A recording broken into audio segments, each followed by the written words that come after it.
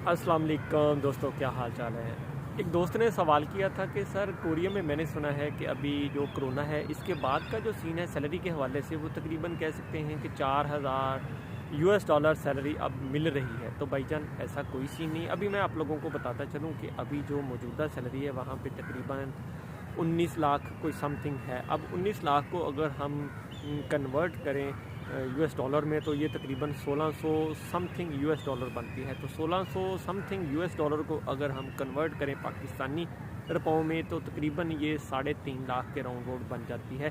तो एक्चुअल जो सैलरी है बेसिक 8 घंटे की जो सैलरी है वो सिर्फ़ और सिर्फ 1640 या 50 डॉलर है। ठीक है, इसके ऊपर जो होगी वो आप लोगों का एक्स्ट्रा एफर्ट, मेहनत ज़्यादा होगी, हार्ड काम भी होगा, मेहनत भी करनी पड़ेगी, फिर जाके आप लोगों को ओवर टाइम भी मिलेगा।